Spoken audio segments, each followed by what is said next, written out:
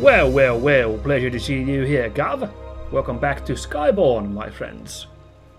We've managed to navigate the coal mines on our way to the Caldori Desert, I believe it was called, where Clarette's family's hideout was with the crazy anti-Skyborn robot steampunk mech thing.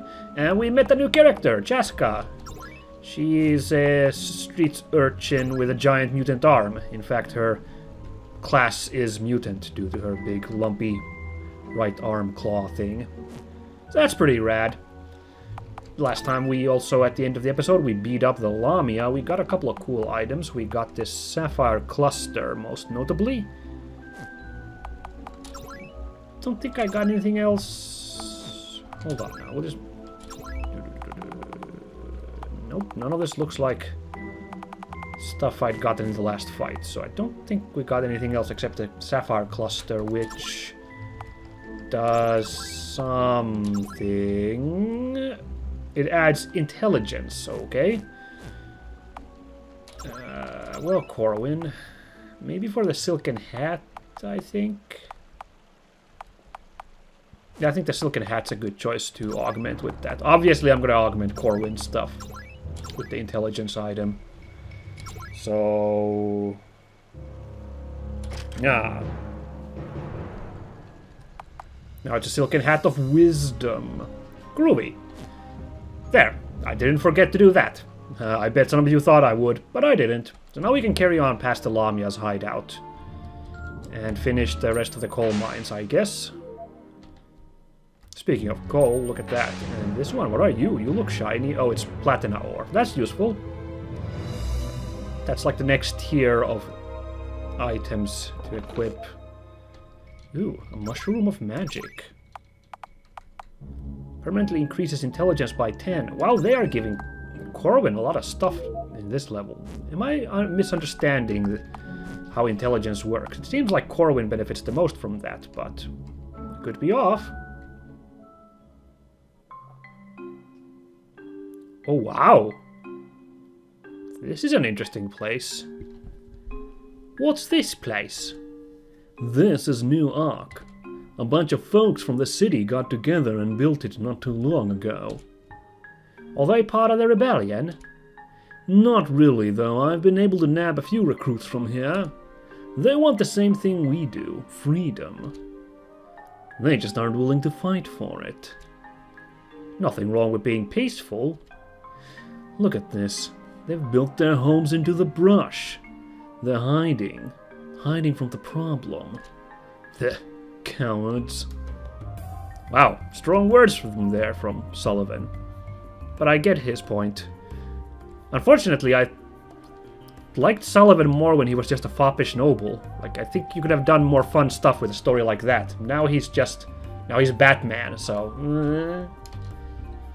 Welcome to our little hole in the wall. We originally left the city in search of other humans. There are some rare traders who make it to the port district, but they don't reveal anything about the outside world, likely to keep it safe from the Skyborn. We gave up and decided to settle here, where we can live out our lives in total freedom and security. Wow, like, we're not even super far away from the port district. We went through the mines. Well, it was quite a long mine trip, so I guess, but... we're pretty far away, but this weird oasis that's... I think there's a cave pattern in the background, so I think the implication is we're still underground, in an underground jungle. I think. Which is pretty hype, well, I'll give you that. But I'm a bit confused just how small this world is. The world building in this game isn't exactly huge, but the fact that he's talking about trying to find other humans implies that we are in a very small world indeed. Or very, very, very limited area that everyone travels to. Watch your step. Yep, yep. It's a long drop from here. Like, if you say so, are we in a cave or are we already outside? I'm not entirely sure. Because that looks like a cave pattern in the background. Outsiders, eh? We take anyone who wants to enjoy the tranquility of the forest and escape the turmoil of Granminster. That's nice. Peace, quiet, bingo on Wednesdays. I'm in heaven. The clean air does wonders for these old lungs. Oh. Oh, alright. Maybe we are outside the forest. Although this looks very earthen, so who knows? Nothing like the moonshine when the gods aren't regulating its content. Whee! Alright then. Gosh, Grandpa, it's only like 3 in the afternoon. 2G to stay the night. Take a load off. I'm sure. That seems like a fair price. Ooh. What could I get from here? I'm pretty good with all this stuff, I think. I've got plenty of everything. Well, that's nice that ethers aren't super costly in this game. I think I'm good for this stuff. We'll see if we get a weapon store. I'm still interested in seeing how Claret does damage-wise if you give her like a two-handed gun. Seems interesting. This is... oh, it's a smithy, of course. Came from the coal mines, eh? Much of our village was built by tools made from steel. Strong stuff, that steel. You can make it into any piece of equipment by adding iron and coal together. Radicals. Let's review all the stuff we have for this manufacturing purposes. We have 7 iron ore. We have 11 coal, which is good. We got 2 platina. Oh, we got the unfinished blueprint. That's a quest item, I believe. And we got a gold nugget. Oh, that's interesting. That's the text is different. It's shiny, it can't be counterfeited. It sells for big bucks, big bucks! It doesn't mention a forge, so... oh, I guess you don't use the gold nugget for crafting. Which actually makes sense. Gold is a very poor item to make utility tools out of. What could we make here? What's a double glaive? Oh, that must be a two-handed weapon for... I'm gonna guess that's a two-handed weapon for what's his face over there. What about... oh! A steel magnum +2. I wish it like... kind of wish it told you what you were about to make before you did it, because now I made... I think I already have that. I got a steel magnum something. Oh yeah, I got a regular steel magnum, but this one's steel magnum +2. Man, I wish I had the agility item to equip on that. Then it would be really fast. Look at that. How about this? Ah, man, the circuit breaker is really good too. I think I'm gonna load up a save instead.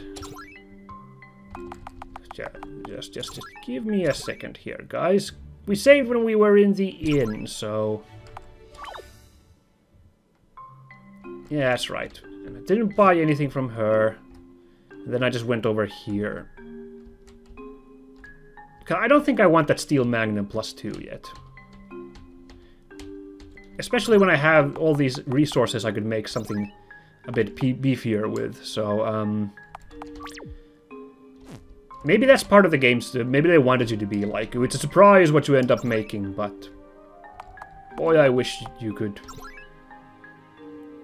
see what you were making. What if I make a one-handed gun that's tier 3, though? I got so much platina. How much platina do I have again? 2. Okay, so I don't have a lot to play with.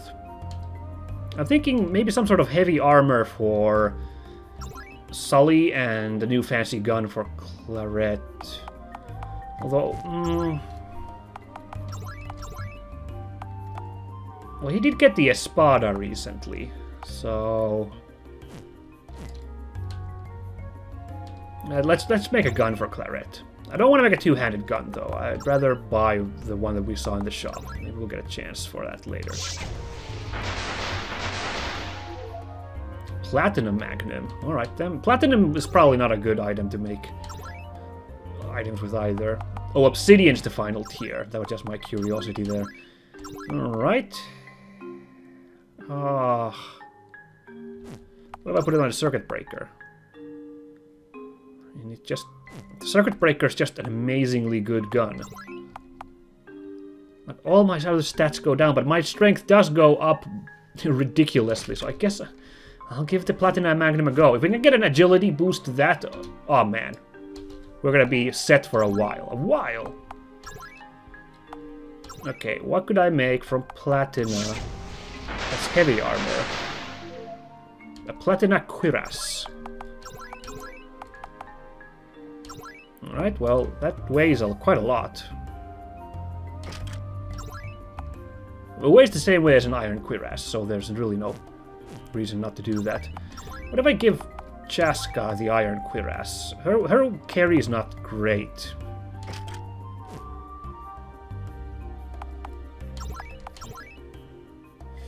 I don't like this, because a lot of her stats went down. What if I got her, like, medium armor?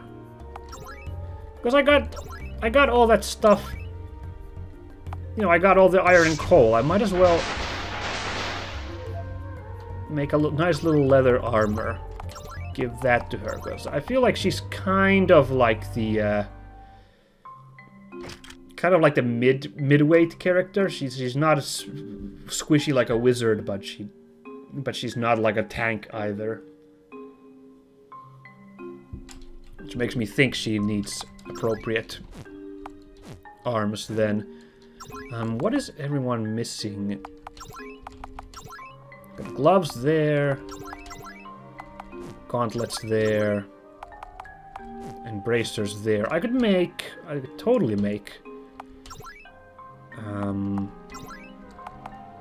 some light gloves. These for Claret. Silken gloves, even.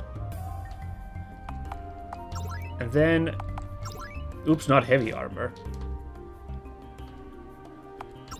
Make some tier 2 gloves. Leather armor, I'm gonna guess. Steel grips. Alright then. For Chaska. Okay, so where is she weight-wise now? Still fine. She's just 6 out of 9. That's fine. Really, it's starting to seem like she's the light armor one, since I'm pretty sure Corwin and Claret have pretty high. No. Corwin's build is the really awful 7, so he's definitely a light armor guy. And so is Claret at 7. So, okay, never mind then. Chaska, with her mutant arm, is able to carry a lot more. So she's actually 9 on that. How much was 18 was Sullivan? Double Chaska's. Alright then. Oh, that does reduce her strength a little bit. Maybe I should have gotten... And they do weigh like 0. Ugh, maybe I should have made those steel grips for her as well. Oh well. What's done is done. Oh, that was an adventure. I'm gonna save after all that work, because I'm pretty happy with all the equipment I made.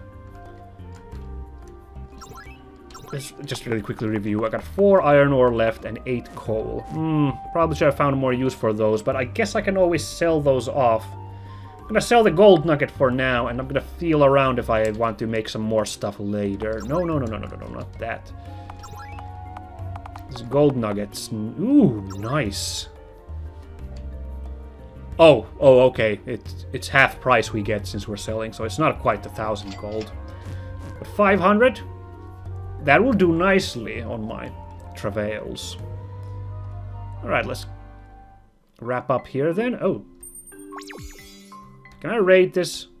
No, I can't. It totally looks like a lootable chest, but it's not. How about in here? Here in Newark, we help each other out. You watch our back, we watch yours, eh? Alright, that's neat. Let's see, that's a door. Does this go... Yeah, okay, this is the same cave. Good. Welcome to Bertram's Bazaar. You won't find these trinkets in the city, no siree. Oh, accessories and augments. Let's check the accessories real quickly. This is all very basic. Plus 16 boosts. Oh, plus 32 boosts. Wow. Good stuff in here. MP regen. Oh wow, +2 speed. Apparently that's really valuable. It's like 5,000 for that. Wow, halves MP cost? That's pretty tight. Oh, that's a nice nod to JRPGs. The ribbon is the against all debuffs protection. And I don't know why it's always been like that, but it is. Hey, purple belt. Boosts everything. I think that would be good for Chaska as the kind of all-round character. Yeah. I'll think about it. Before I do any of that, though, I want to check his augments, because I really like to get some sort of agility boost to Claret's thingy. Oh, that's cool. Look at this rainbow prism. That really beefs everything up. Hold on, we want the emerald cluster, so that's agility. Yes. What else could we augment? I can't think of anything real quickly that I could augment.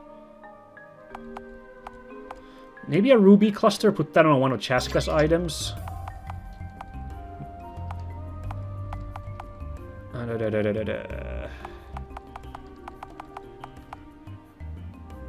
Oh man, this rainbow prism's cool. But I'm gonna save on money for now. Oh, interesting. You can only get you get a huge intelligence boost, but it needs to be on the shield. It's so cheap, I'll just get that as well. Now I can afford the purple belt. And I'm not gonna do any more shopping after that. I want to save up my 500 for a rainy day. So that goes there. Yeah, good. I think that's good. Venomous claw. Oh yeah, augments. So Claret. I'm gonna boost up that Platinum Magnum with this Emerald Cluster.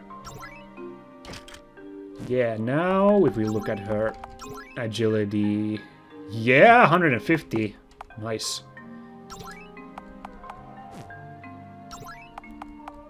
As for, let's see, she's wearing leather armor. Oh, Claret's got leather armor too. Alright, I forgot all about that. That's fine. I'm gonna give this to her. Yeah, the ruby cluster. There's a strength increase. I think that's good. Ooh, it's a Platinum Magnum of Alacrity. That sounds exciting. And finally, I want to... What is Corwin equipped with? Well, this is all actually all leveled up already.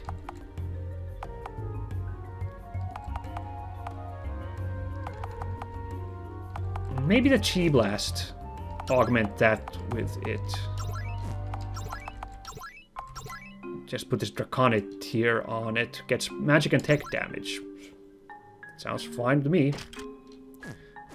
We already had one intelligence item on him, so... Are we gonna get in trouble if we open this? Nope, it's one of those playing cards. The 4 of spades. Groovy. Curious. This appears to be a sky dock in a cave.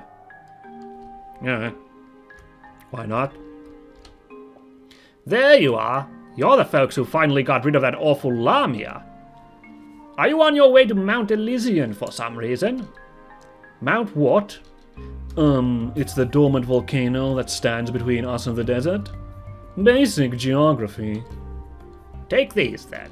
They're extremely rare fruits that grow only in a small part of these woods. No wayward adventurer should go without taking at least one bite. Apple of unlocked potential. Well, that sounds exciting. Watch your step in there, friends. Too many brazen folks have traveled through it just for fun, only to end up well done. Apple of unlocked potential. Eat one of these to unlock your potential. Class change. I'm sorry. There's a... Well, we do have classes, but... I didn't realize you can swap classes in this game. That's on a whole other level of complexity than what I was counting on. Now, who do I want to class change?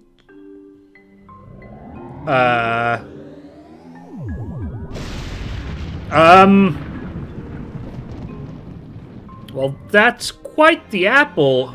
You got any more of those? Oh yeah, they're kind of rare and stuff, he did say. You have upgraded class! Choose one of 2 paths for each character. Oh, each character! Nice! Well, I guess he did say that there were several of them, so... Oh, that's cool. Should I focus on pure gunnery? Or baffle them with my technological prowess as a demolitionist?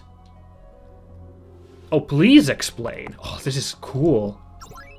As a gunner, I learn Cold Shot. It takes 1 turn but guarantees a devastating hit in my next attack. As a demolitionist, I learn Missile Rain, Poisoned Nails, and Firewall. Missile Rain is a powerful, all-hitting tech attack.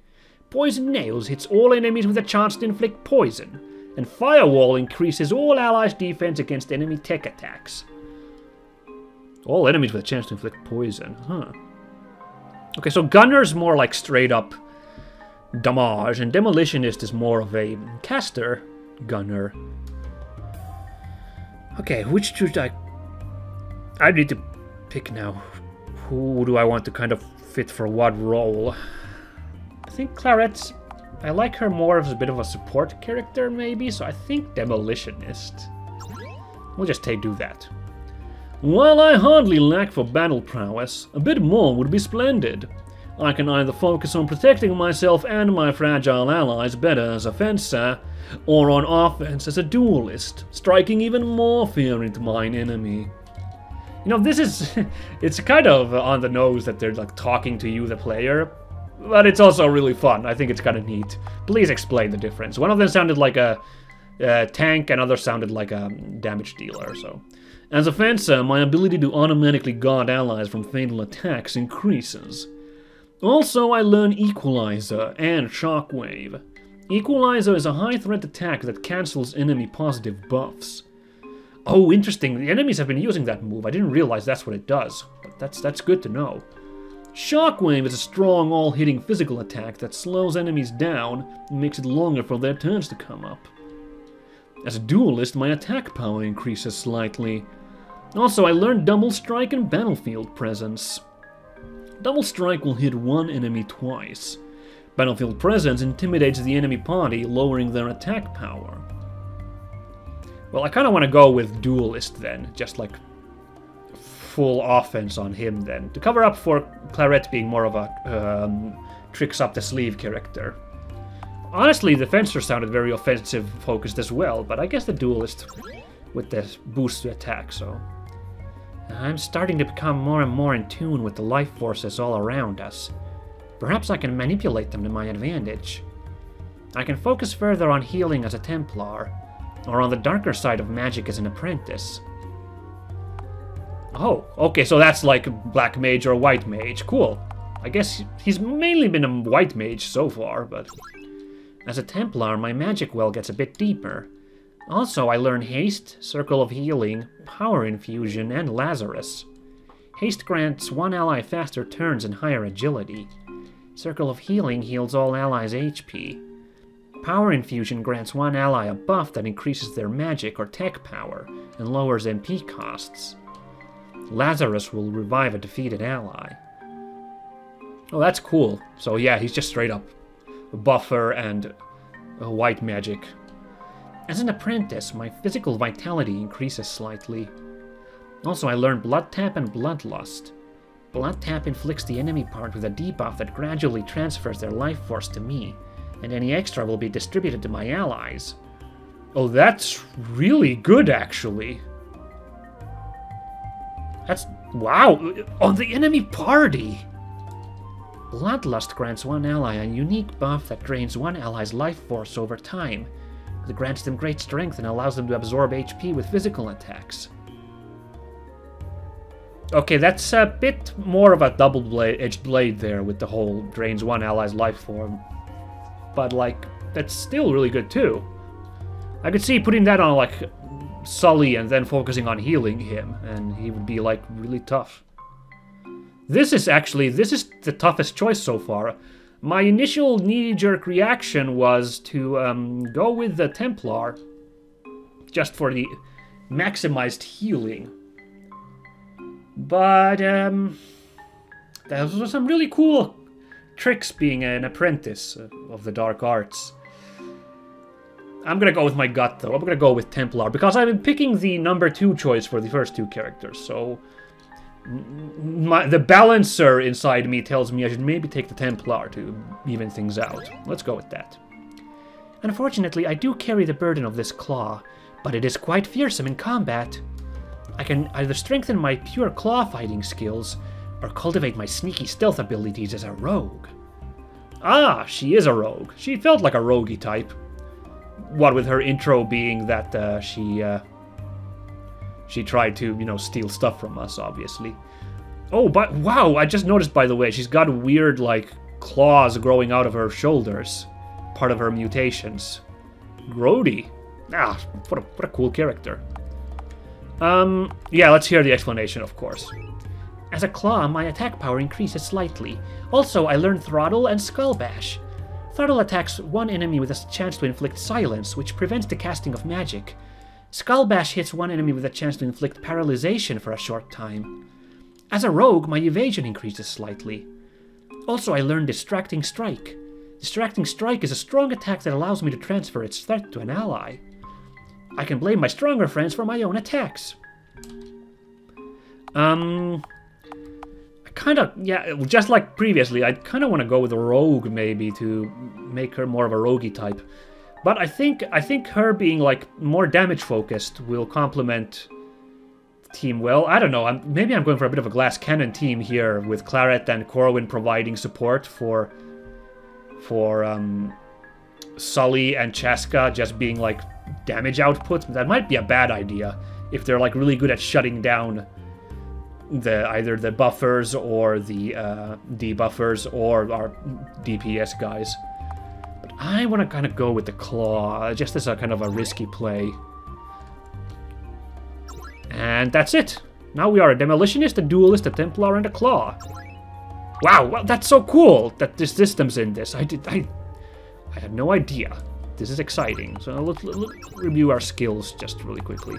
That's why we haven't been getting any skills the last couple of levels, because it's been waiting for this class choice to really like decide the different, you know, really decide what kinds of moves you're gonna get. So they've been waiting on that. We got Double Strike, and one of these Battlefield Presence, I think. Yeah.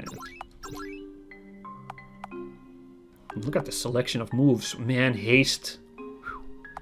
It's always crazy when you get haste. That's a really powerful move. That's really good too. Damn. Corwin's also kind of designed to buff himself a lot, if you look at some of this stuff that we have here. Like, this one, and this one are all like moves which Corwin really benefits from. He can just stack those on himself and then start buffing everybody else. Cool.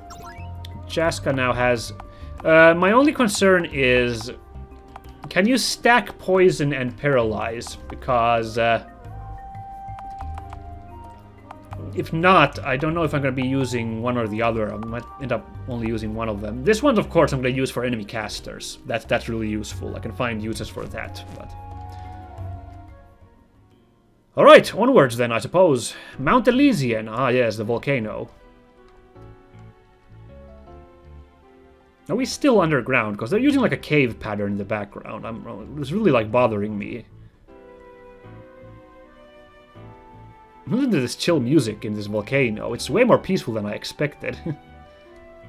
Even though there's like lava pouring down.